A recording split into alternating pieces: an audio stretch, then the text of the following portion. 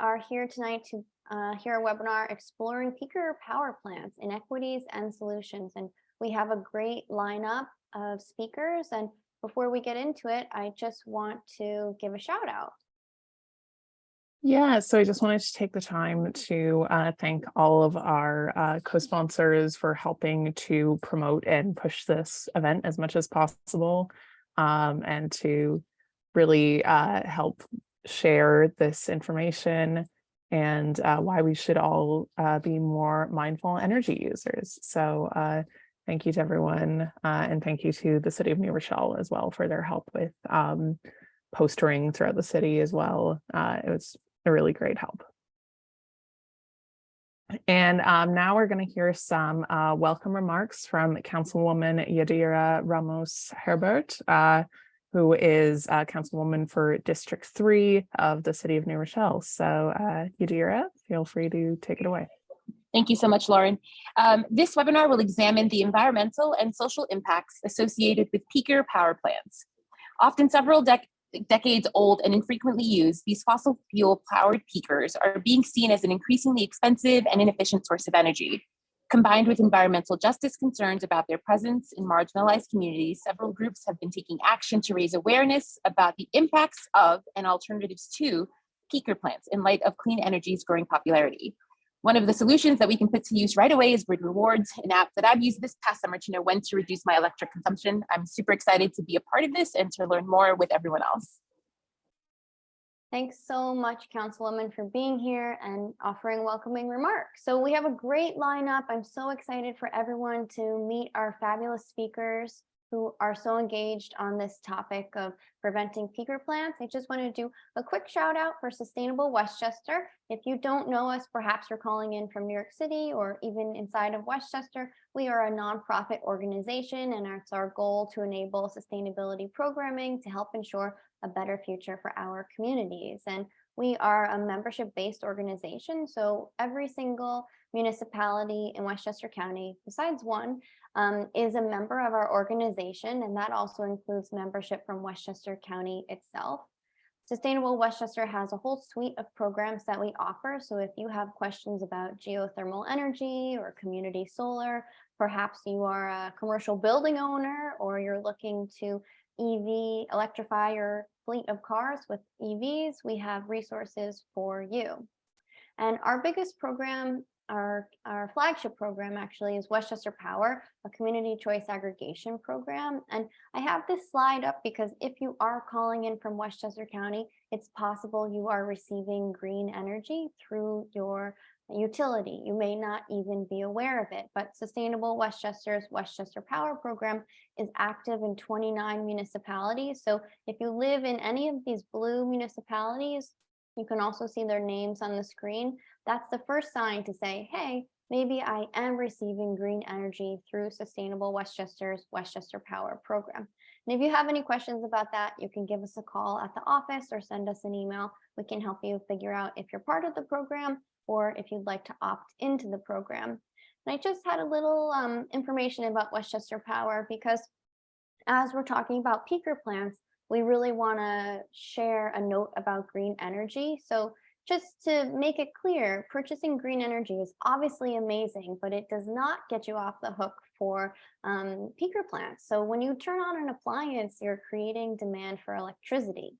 And even if you've bought enough green electricity to match your usage, when you use that electricity also has an important and potentially negative impact. So no matter what, your electricity consumption still contributes to peak demand, which drives the need for peaker plant operation. And that's because, we've got only one energy grid. So to get into it now, we're going to start with Shelley Robbins from the Clean Energy Group. She's going to share some slides about peaker plants and what they are and what do they look like. Great. Thanks so much. Clean Energy Group is a national nonprofit. And our mission is to accelerate an equitable and inclusive clean energy transition. And we help increase access to distributed clean energy technologies and accelerate the retirement and replacement of polluting fossil fuel infrastructure. We're part of the PEAK Coalition in New York City, which was the first comprehensive effort in the US to reduce the negative and racially disproportionate health impacts of the city's peaker plants by replacing them with renewables, storage, and other non-combustion alternatives, which includes demand response. You'll hear more about this from Lovinia with UPROSE and Victor from the Point CDC after me. Their organizations are part of the PEAK Coalition, along with New York City Environmental Justice Alliance and the New York Lawyers for the Public Interest. But I'm going to start us off with a peaker primer. What do they look like? Where are they? And why are they harmful? Next slide. All right, so peaker plants, what is a peaker plant? They're different than what we call base load. Base load is generation that kind of runs all the time. It's like at the very minimum that the grid is operating in the quietest hours. That's base load plants feeding that. That can be things like nuclear. Peaker plants kick in though when there is intense demand on the grid, such as in the afternoon on a summer day or in the early morning on a winter day. So they run during periods of high electricity demand. They are less efficient just because of typically the type of plant they are. They're less efficient. They require more fuel to produce a same amount of energy. So because of that, they have higher emission rates. They, unlike baseload, typically they are located closer to population centers. And from what we can tell with our research, New York City has the highest concentration of peaker plants of any city in the country. Hopefully that will not be the case too much longer. They have a low capacity factor. Capacity factor is how often they run, what percent of the year do they run. And because they really only kick in for those peaks, they typically have a low capacity factor of under 15%. That's how we define them at CEG. And they typically operate only a few hours at a time. So they might kick on for a couple of hours on a summer afternoon or a winter morning. And they might only run a few hundred hours a year, which is what makes them easily replaceable with things like batteries and solar and non-combustion alternatives that can trim the peak and also meet the peak. Next slide. So what do they look like? Most people think peaker power plants look like maybe this thing on the right or that previous slide. Some do, particularly the older ones that have been converted, although in this slide on the right, you see the big old power plant, but do you see those white boxes in the front? Those are actually gas peakers. And then those boxes on the two pictures on the left. So a lot of times the newer ones, gas peakers, look like this. They look like these weird boxes. And people often do not know that that's a power plant spewing emissions right near their neighborhood. Next slide. All right, so where are they in the United States? In the US, there are over 217 gigawatts of fossil peaker capacity. That is 28%, more than a quarter of the total fossil fuel power plant capacity in the country. The average capacity factor, the percent of the year they run, is 5%. So we're keeping these spewing fossil fuel things on for just 5% when we have alternatives that could meet that need. 154 gigawatts are located in or close to urban areas, and 32 million people live within 3 miles of a peaker. So next slide. All right, Clean Energy Group has a tool on our website, and I've got the address for it at the bottom of the slide here.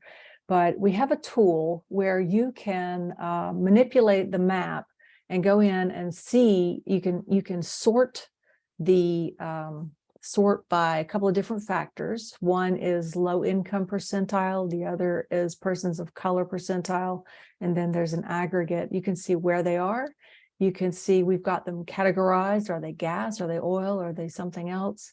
And then by percentile, the closer to that orange color, the more they impact that particular group that you've selected for. So this map is the low income percentile. So you can see the peakers, and you look for the kind of the more red they are, the more they are impacting low income communities. And then next slide. And then this is the same map, but sorted for communities of color. And so you can see it's a little bit different as you get kind of more into the, you can see that cluster and along the northeast coast there. So New York City has a whole lot of those. So you can see that impact. Yeah, we can go ahead to the next one. All right, so we're going to turn all those shapes and colors into data. So here, this is the data behind that map for the low income percentiles. And so when you hear someone say peakers disproportionately impact low income communities and communities of color, we have the numbers to back that up with this map and with this data. So we've got this sorted by percentile. So the 0 this is for low income percentile. So the higher it is, the bluer it is the higher income percentile. And then the closer to the orange, you get the lower income percentile. So look on the far right at the NOx emission rate. That's the key thing about these peaker plants. They emit typically a high level of NOx pollution. And I'll talk a little bit more about that. The NOx contributes to particulate matter, PM 2.5.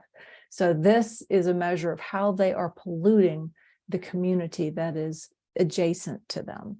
So you see in that higher income, not so much, 9.9 pounds per megawatt hour. But look at those bottom two tiers. And also look at the number of peakers in those tiers and the number of people. So that demonstrates right there. Those are the numbers that back it up. And next slide, we'll look at persons of color. So again, the top is communities that are white. And then at the bottom, you've got communities that have a higher percentage of persons of color. And just look at that last one there, 23.8 pounds per megawatt hour. For that last percentile. And again, look at the numbers. So this is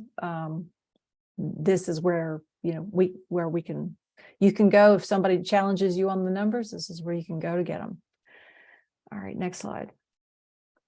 And this is why it is a problem. So NOx, particulate matter, PM 2.5, is 2.5 micrometers in diameter. It can be formed, it can be basically spewed out on its own, or it can form in the atmosphere. And NOx contributes to the formation of PM 2.5. So PM 2.5, and this is not to scale, but PM 2.5 is 2.5 micrometers in diameter. A human hair is typically 50 to 70 micrometers in diameter. The alveoli in your lungs are 200 micrometers in diameter. And you can read more. We have a report called The Peaker Problem on our website. The address is right there. And we've got a lot of health information at the front of that report that talks a lot more about the health impacts. But I think Lovinia and Victor are going to tell you a lot more about that. But I just wanted you to see, internalize, this is why PM 2.5 is such a problem in the body. It gets in through the lungs and it goes throughout the whole body and does damage. All right, next slide. And then I wanted to throw this one in here. We are hearing a lot from utilities saying, oh, we can repower these power plants with hydrogen. No, that is a very bad idea. When you burn hydrogen, yes, perhaps it does not emit carbon. However, it produces actually more nitrogen oxides than natural gas does. So it is an even worse pollutant for the communities who live in the immediate vicinity of the plant. So it also is not a very efficient way to reduce carbon emissions. So for a blend of 35% hydrogen to natural gas, you only get a 14% reduction in carbon emissions. And so that is why at CEG we focus on non-combustion. Don't combust anything, on battery storage, solar, community solar, demand response, especially if that demand response program benefits the community that is around the power plant, that lowers their fuel bills, weatherization programs, energy efficiency, anything that makes that community stronger. So I just want to throw this out there. If you start hearing talk about hydrogen, burning it is not good for the immediate community. So next slide. I wanted to keep mine pretty short. This is my information if you need to contact me, but I really want the focus to be on Lovinia and Victor. So turn it over to you guys. Thanks so much, Shelley. And if people have questions, we're going to do questions right after we hear our presentation. So next up is Lovinia. Thanks, Lovinia. You're a powerhouse organizer. Happy to have you in our midst tonight. Hi, all. Thank you so much for having me here. My name is Lovinia Reynolds, she, her pronouns, and I am the Energy Democracy Coordinator at UPROSE. So before I move on, I just want to talk a little bit about UPROSE. We are a multi-generational, BIPOC, women-led organization that works in Sunset Park, Brooklyn. We've been around since 1969, so super long time. And we work on a myriad of issues focused on climate justice, racial justice, and climate resiliency. I'll talk a little bit more about Sunset Park in a second, but next slide, please. So as Shelley discussed, UPROSE is a part of the PEAK Coalition, and PEAK brings together both community-based organizations like UPROSE and the Point, as well as organizations that have technical expertise, such as Clean Energy Group and the New York Lawyers for the Public Interest, to work on this issue of removing the harmful impacts of peaker power plants from communities of color and environmental justice communities. Next slide, please. So as Shelley mentioned, some of the problems with peakers is that they are old. Many of the peakers in New York City are decades old. They're inefficient, they're extremely expensive, and they're dirty. So they pollute a lot with both carbon and other various pollutants that harm the health of our communities. Next slide, please. On the expensive, next slide, sorry.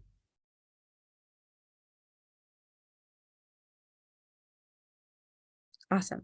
On the expensive point, over the past, between 2010 and 2019, ratepayers paid $4.5 billion to help keep peaker plants open across the state, despite, in New York City alone, that's $4.5 billion in New York City alone, despite the fact that these plants aren't running very often at all. So it's a lot of money spent on polluting inefficient infrastructure. Next slide, please. And as Shelley mentioned, we know that peakers are overwhelmingly sited in low-income communities of color. They're also located in areas that are frontline climate justice communities, such as Sunset Park. Next slide.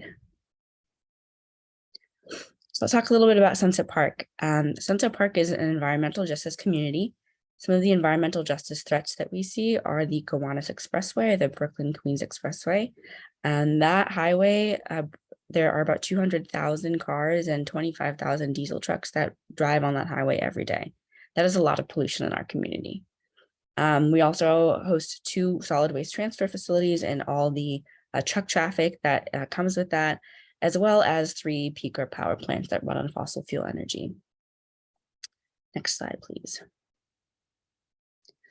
So the 3 fossil fuel peakers that we have in Sunset Park are Joseph Seymour Plant, Narrows Plant, and the Gowanus Plant. Both Narrows and Gowanus are owned by ArcLight Capital, which is a private company. And Joseph Seymour Plant is owned by the New York Power Authority, which is New York State's public energy company, I guess is what we would call it. Shelley, you can correct me if I'm wrong on that. And this is Sunset Park. So Sunset Park is located in South Brooklyn. On the left, next slide. On the left, you'll see the Upper New York Bay and Gowanus Bay. That is the East River. And our community is home to 130,000 people, most of whom are Asian or Latino. It is a working class, mostly immigrant community, which means that there are a lot of environmental justice burdens located in a community of color and of working class people. Next slide, please. So at UPROSE, we fought to repower our peaker plants with clean energy. So the past few years, we fought against the Gowanus repowering. We worked through the Article 10 process, which basically requires power plants over 25 megawatts to engage in a public involvement process. And so we led opposition to this repowering with natural gas that ArcLight Capital was planning. And with support of Peak, we're able to get Gowanus and Narrows to commit to repowering with battery storage. So in 2021, the company announced the discontinuance of their repowering process. And this happened right after we heard from two power plants in Astoria, which decided that they would not, the Department of Environmental Conservation basically said that they would not be allowed to expand on their natural gas infrastructure because it was not in line with the CLCPA, which is New York's climate law that requires significant emissions reductions by a certain date. So after that decision from the New York DEC, the company announced that it would discontinue its repowering proceeding, which is a huge success for us and means that these natural gas facilities will not be polluting in our communities. Next slide, please. So one of the things that's important about the work that we do is that we try to come up with new models for how we address these issues. So one of the things that we did in collaboration with NYSERDA, which is New York State's energy research agency, is we conducted a community study of what it would look like to replace the peaker plants in Sunset Park with battery storage. And this was kind of a cool exercise because it demonstrated that it was in fact possible to get rid of the peakers in our community. It kind of showed an innovative partnership between a state energy agency and community-based organizations. And it helped to address some of the historic pollution that occurs in Sunset Park and address the disparity of our community having to bear this pollution for the past couple of decades. Next slide, please.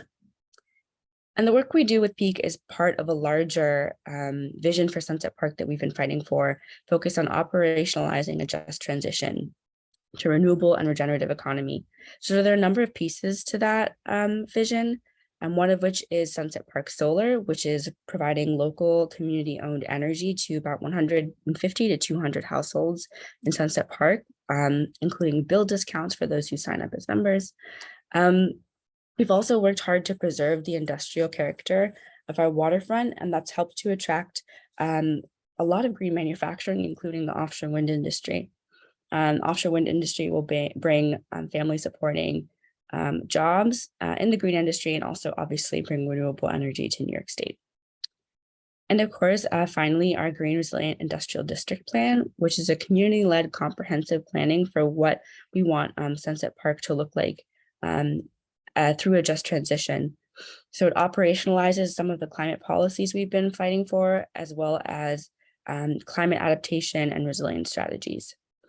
So all these kind of come together to help make Sunset Park a climate resilient place that helps to address disparities of pollution and move the community towards a cleaner future. And I will end there. Thank you. Thank you, Lovinia. Really appreciate you sharing everything. And next up, we have Victor, who is also a community organizer at the Point CDC. Hello, guys. My name, as just said, I am Victor Davila. I work at the Point CDC in Hunts Point.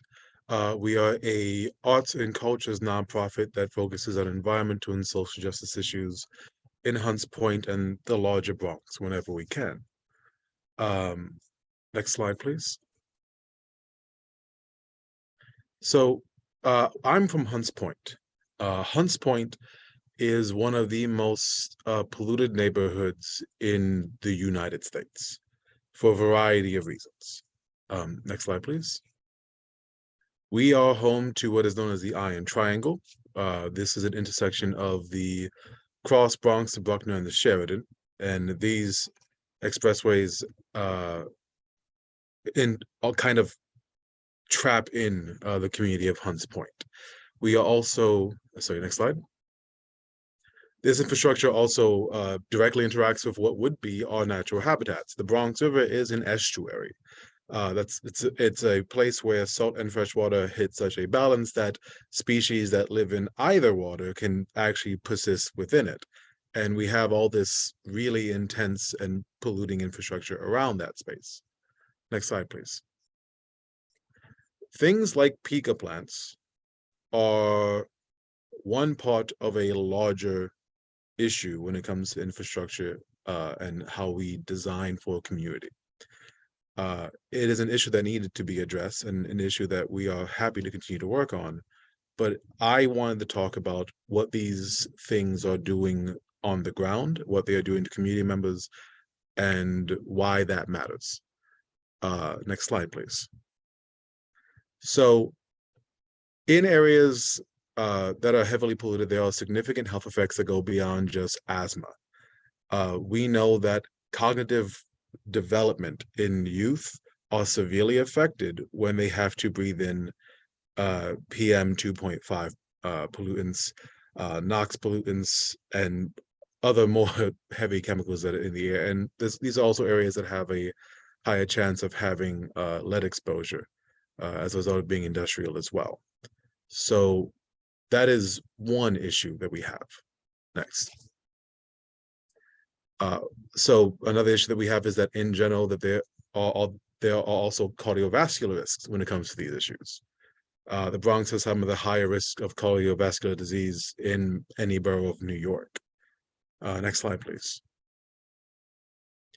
This is a quote from our Senator Alexandria Biaggi, who has been a champion for the environment for her entire tenure in office. The Bronx ranks 62 out of 62 for health outcomes in New York. We are dead bottom. And that is because of all these things, right? A lot of these, in terms of their function, what they're designed to do, they're kind of necessary, and everyone benefits from the lights turning on. Everyone benefits from being able to flush your toilet, but the burden of that cost is severely impacted somewhere else. Next slide, please. That's community members. I'm just going to cycle through these. So I'm just going to put a finger up for the next slide. Our young people in the community have capable and brilliant minds, and they are being given an immediate handicap by being forced to grow up in these conditions. The reality is, infrastructure is language. We say something with how we build. We know the health impacts of these things. We just know them empirically now. And as we move forward with different campaigns, as we move forward with different initiatives, we have to keep in mind what we're doing all this for. There's a lot of numbers and statistics that we can throw around that are important to keep in mind that help us get the gravity of the situation. But ultimately, the goal here is to create enough breathing room, literally, for folks to thrive and develop.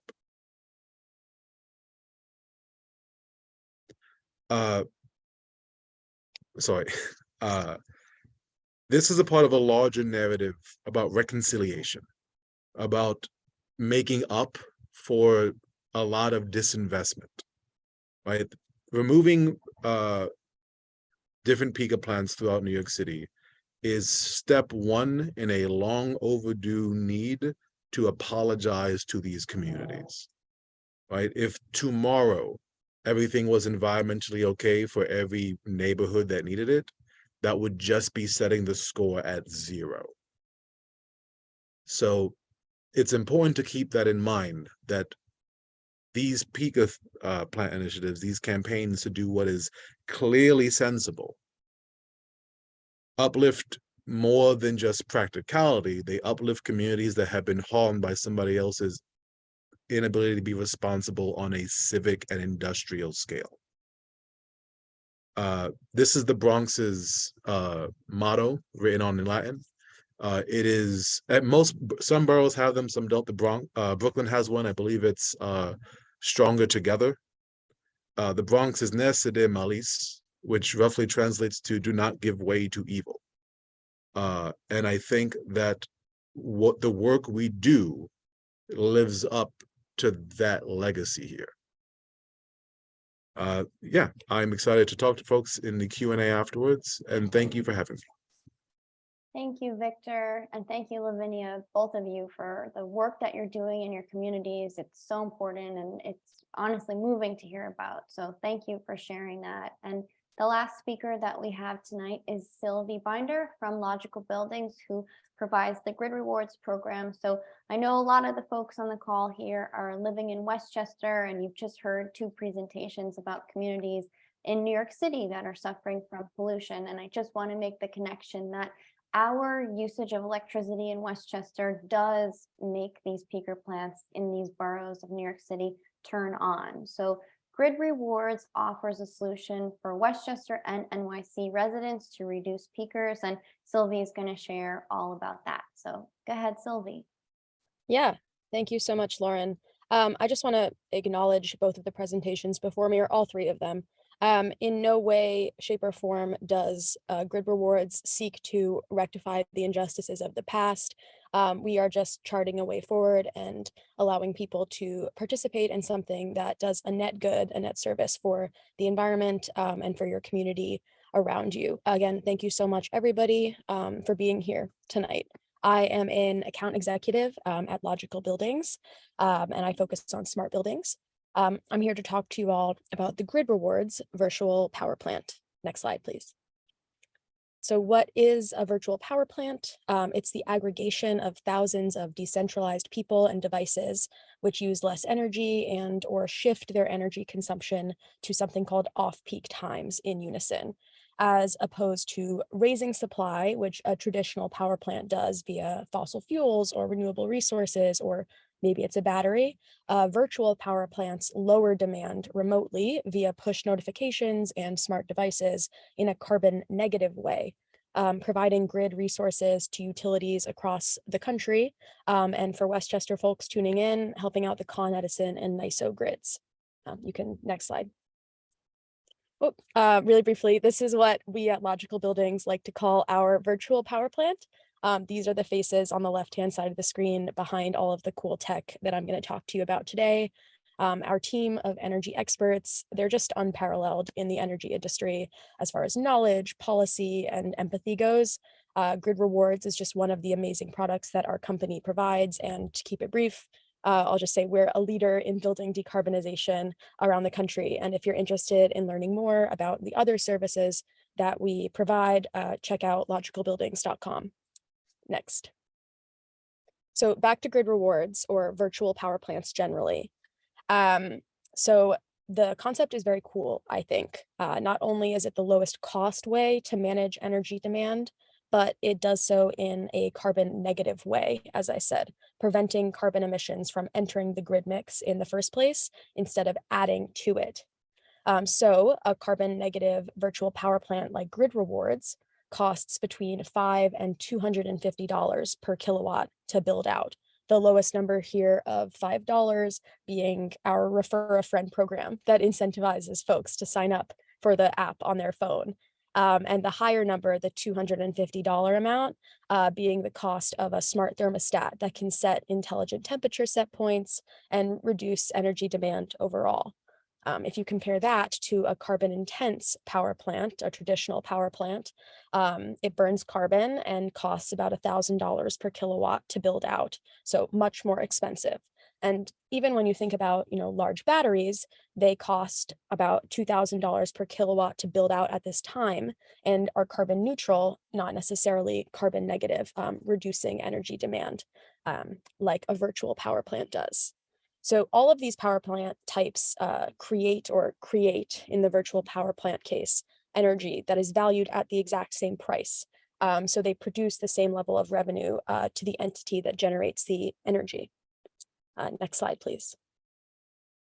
You may be wondering when a virtual power plant is called upon, because it's really a new concept and it's not something that you hear about every day or all the time. So these virtual power plants are not active all the time, just like peaker plants. Instead, they're activated during what are called demand response events or grid rewards events. Over the summer, when energy use is peaking on the grid, utilities and grid operators prefer to pay small energy users money to use less energy instead of firing up these like dirty, carbon intensive peaker plants that we've heard so much about tonight. This action is one of the most valuable and environmentally impactful energy management activities that an average user can take. And it's very cool that it's in the Con Ed territory, it's in Westchester and in New York City.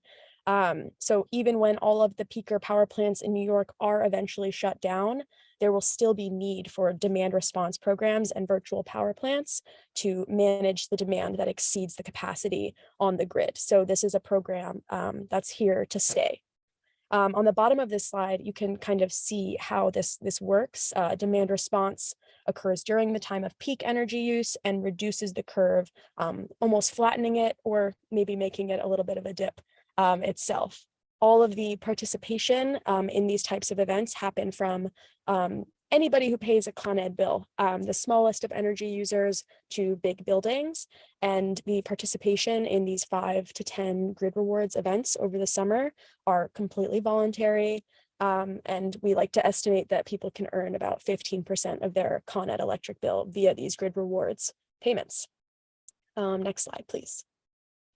Like I said, demand response is here to stay, and they're only going to become more important to participate in coming years due to the effects of climate change becoming more severe, causing more severe hot weather over the summer in the New York area. This summer, especially, Con Ed sent out an emergency alert. You may have received it.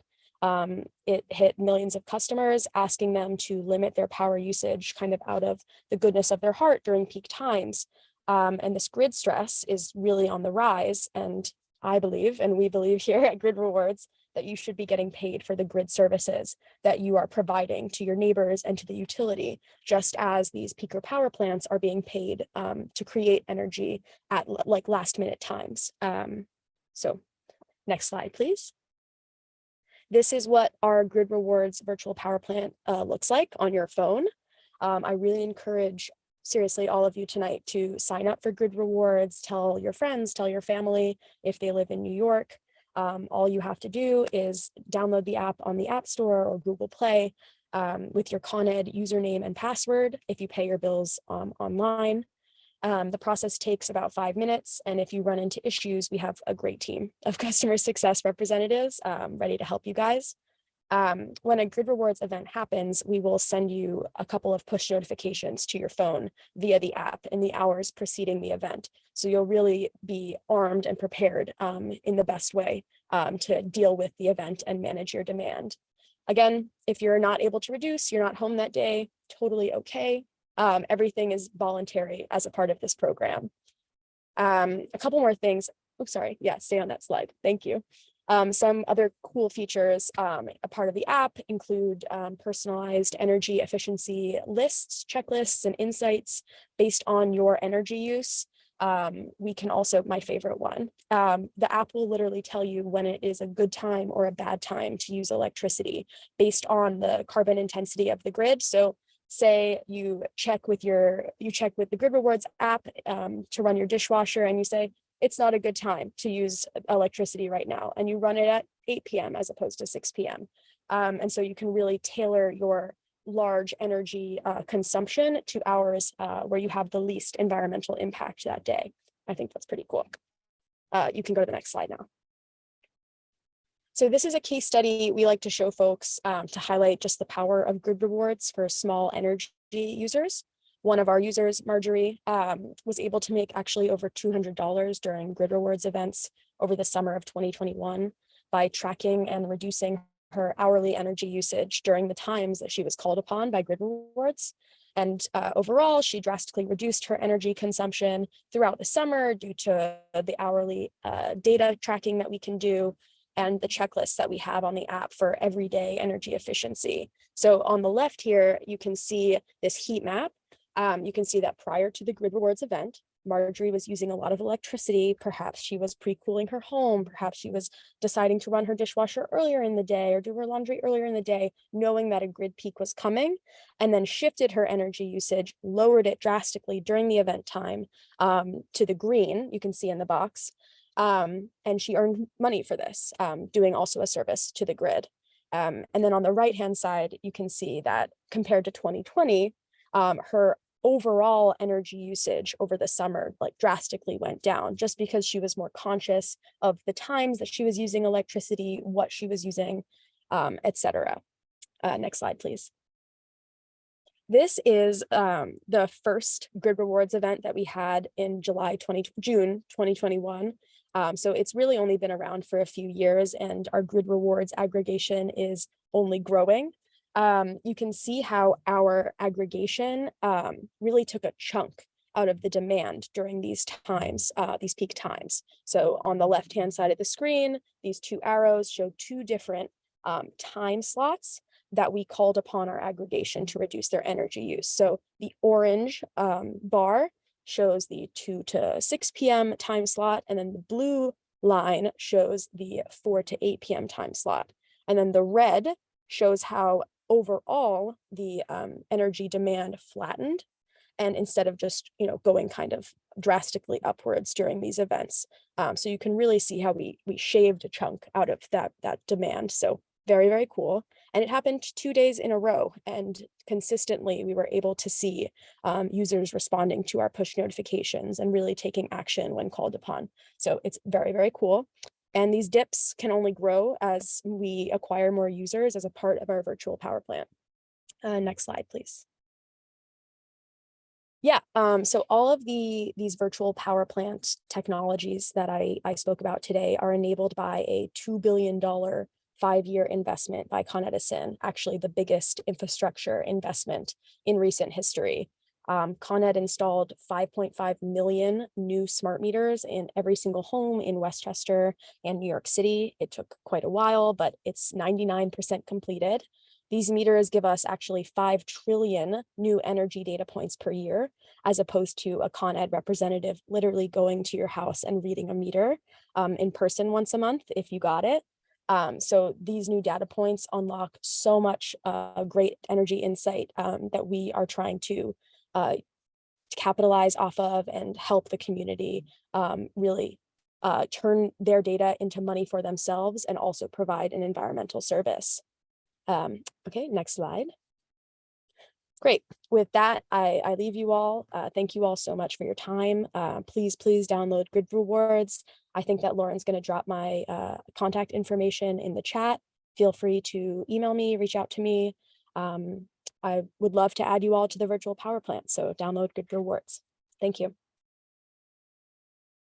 Okay, great. Thank you, Sylvie. We had some amazing speakers tonight. Wow. Thank you, everyone, Shelley, Victor, Lovinia, and Sylvie, for sharing your presentations. And I'm glad we kind of have a small group tonight. So if people want to unmute, we can kind of have a nice conversation together. And I'll just leave this slide up for a couple minutes. This is a good way. If you haven't downloaded GridRewards yet, you can hold your phone up to your screen if you're not listening to this webinar on your phone and scan the QR code, download GridRewards, and get enrolled and ready for the GridRewards season to start next summer. But still, signing up today is a great idea.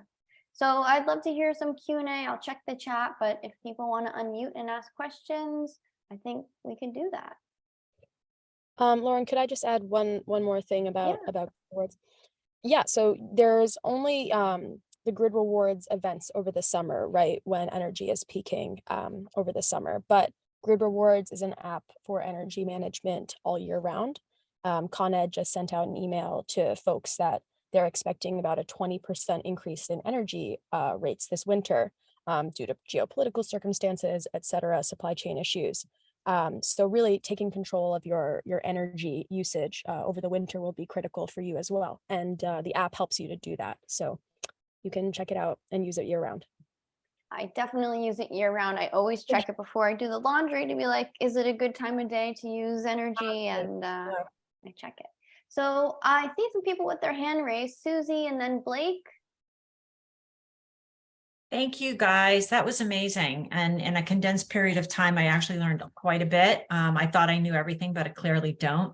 I have a couple of questions actually for Shelley and a couple of questions for Lovinia. So do you want me to ask them all right now? Sure. Just go for it. Okay. So Shelley, I was wondering, and I'm sure others can answer this on the phone.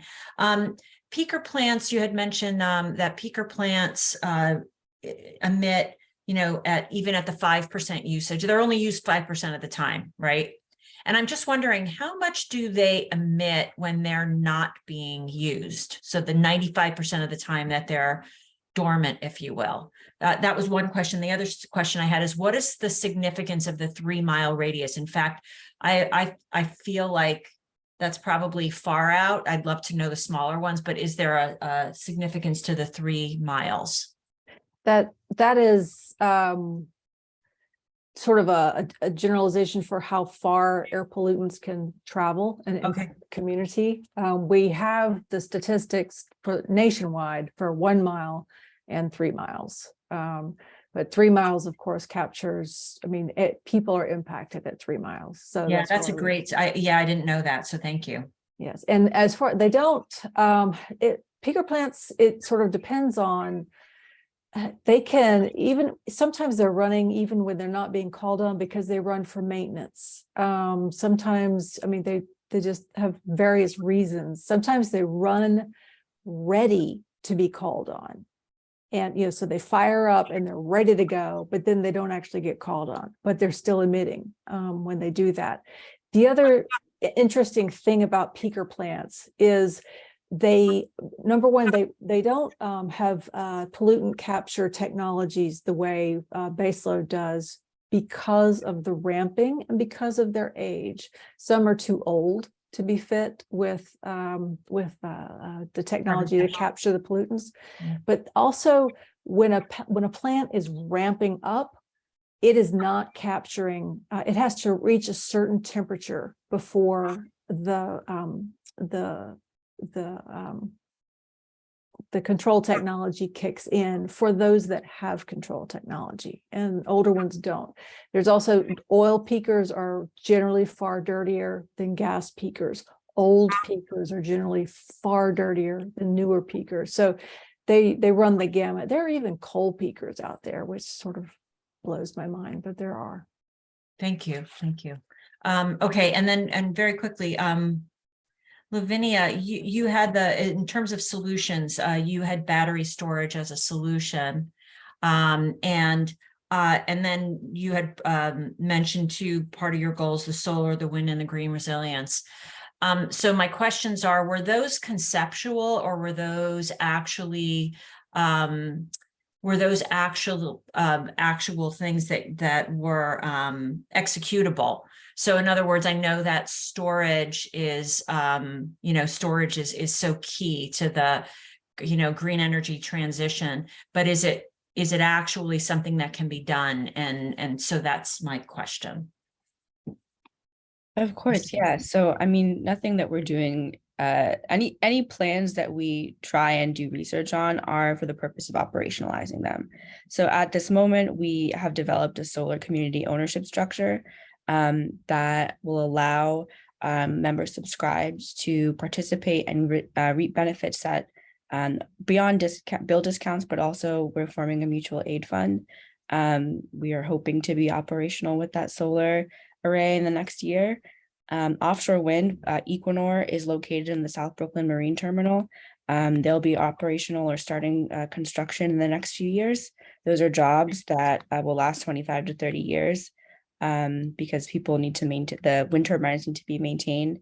And the grid we're already working on, whether that's through trying to understand how we can decarbonize our entire neighborhood, planning microgrids, things like that.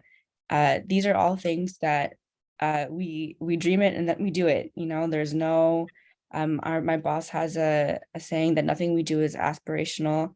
everything is operational, because we don't have the luxury of kind of just doing reports for the sake of reports. We have to do things that affect our community today and as soon as we can. So all of this stuff is happening now. If it moves slowly, it's because it's never been done before. And we're trying to develop models that can be replicated across the country in terms of how we can model a community-led just transition. So yeah. Fantastic. And, That's so and great I, to hear. I want to add that you mentioned batteries. The reason Clean Energy Group focuses on peaker plants is precisely because it can be done. Lithium ion batteries, they have typically a 2 to 4 hour range. That is the extent of the peak in most of these cases. So we don't focus on just batteries. We also are looking at other things in the community. But for that giant, if you're going to replace a peaker with a very low capacity factor and a very narrow peak, it absolutely can be done. And our view is that if it can be done, it should be done. It's so important. Thank you both very much. Thank you all the speakers. And I'm so happy to see my former neighbor Blake Rowe with his hand raised. Hi, Susie. Should I go now? Yeah, go ahead, Blake. Yep. Hey, Lauren. Hi. Also, just wanted to thank the presenters so much for being so incredibly informative. I had heard of peaker plants, but I didn't really know much about the details of them. So thanks again. And I just wanted to put out there, I just heard something from Con Ed that I actually didn't even know existed. I'm embarrassed if it's been in place for a long time, but it also can impact, just like the grid rewards, is the time of use subscription with Con Ed. We have an electric car, and we are part of the Smart Charge rewards that also rewards people for charging their car, from midnight till 7 a.m. And we get like $20 a month for that. But our bill has just been through the roof, as I'm sure a lot of people's have. But we're looking into the time of use way of using our bill with Con Ed. And I don't know if anybody wanted to add anything about that, but it seems like doing that, it sort of achieves some of the goals of the grid rewards, but all year long. That's pretty much it. Yeah, thank you, Blake. Is it okay if I take this one, Lauren? Great. Time of use tariffs are amazing, especially if you have an EV, if you're slowly electrifying your home. Homes that have higher winter peaks than summer peaks are ideal for time of use tariffs. So I think it sounds like a great idea for you. And it's interesting. My dad, I'm from Armonk. My dad also has an EV, and he just switched to time of use as well after getting the notification from Con Ed, the email last week or something. So it's great that they're pushing it. It's a great solution for those who are slowly but surely electrifying their homes. In addition to that, though, like GridRewards offers like personalized, like tailored energy efficiency actions. So I definitely encourage you to check it out. And nothing gives you kind of the energy carbon mix of the grid. So you may be pulling electricity during off-peak times, which is great. But you should know when you're running your dishwasher, your laundry, whether it's a good time of day to be doing it based on how much electricity costs and the carbon intensity of that electricity. So definitely worthwhile for everyone to check out. Great. Thanks, Blake, and thanks, Sylvie. So we have a question in the chat from Judy, and then Lori, I will get to you. I see your hand raised too. So Judy, I'll just read your question aloud. What legislation has been passed or is in the process to prevent decommissioned peakers from being turned into other purposes, as the greenage plant on Lake Seneca or the happily thwarted plan for Dan Scammer? Do any of the speakers want to respond to Judy's question? I can respond to that. I'm not sure what the greenage plant on Lake, what happened there. I do know that so NYSERDA is basically requests certain offshore wind companies to submit bids to be able for NYSERDA to purchase their energy and sell it to New York State residents. As part of that solicitation, there are extra incentives for folks who are able, or not extra incentives, but I would say it's great, or nice sort of prioritizes solicitations or applications that reuse old fossil fuel infrastructure for renewable energy purposes. So some of that infrastructure may be used for renewable energy if there's already an existing large interconnection or substation located at a peaker plant site or at a fossil fuel site, a baseload site that's being shut down. It might be that that area is then still used for energy purposes, but for clean renewable energy. And I can add just a little bit to that. The greenage is that crypto, the plant, and I've seen the usage profile on that thing, and it's just running all the time. I don't know how it avoided the NOx rules and things like that. I'm not sure. I also wanted to add, though, that there are provisions within the Inflation Reduction Act that can help transition, provide funding and incentives to transition fossil fuel infrastructure into something cleaner. I will caveat that, though, that hydrogen is included in that, and circle back to my slide on hydrogen. We're still trying to help people understand, hydrogen might be neat in fuel cells. It's got to be green, not blue, but don't burn it because it emits more NOx than natural gas does. I do want to add also, sorry, as legislatively, what's also important to talk about is not just what's being handled to specifically target peakers, but what incentives are being put into the market to enforce and increase use of renewables and battery storage.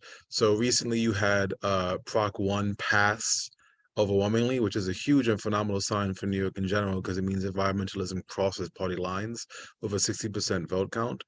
The funds that will be distributed from that bond act will act as an incentive to increase investment in these kinds of renewable technologies that helps to reduce the need for peaker plants because of their existence, because there's that market incentive to go in that direction. Additionally, the group New York Renews is going to be trying to pass 4 individual bills that act in different buckets to also help push for that. So you have the Build Public Renewables Act, the Climate Accountability Act, the Gas Transition and Affordable Energy Act, and what was called the Blueprint Bill, but a different senator is trying to pass a different bill called the Blueprint Bill that is going to, so that's going to change the naming structure, but they all do very specific things involving regulating fossil fuels and creating better initiatives for both climate resilience and also for creating more incentive spaces for renewables again. Thanks, Victor. Yeah, and Susie was chiming in also with the Fossil Fuel Subsidy Elimination Act. Very great. Thank you. Thanks, Judy, for your question. Okay, Lori. Laura, you're muted.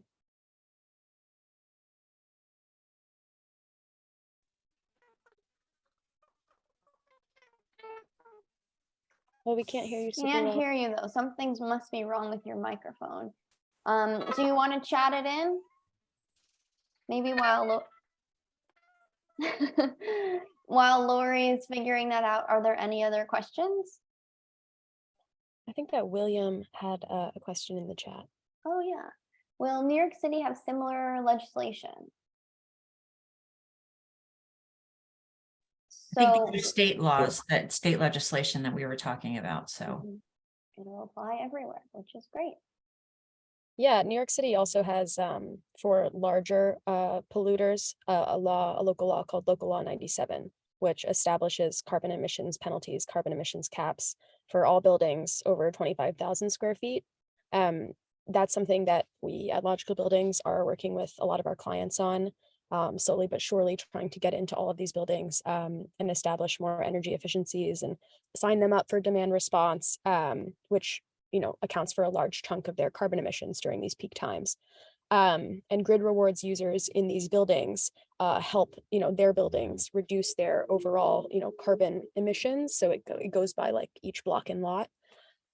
So if you're in the city, GridRewards has this like dual benefit to both you and to your building. Yeah. Great. All right, let's check in with Lori if her microphone. No, not quite. I think if you want to chat it in quickly, go ahead. Okay, she says another time, I think. All right, so we're right at 8:01. I want to say thank you so much to everyone for coming out to the presentation.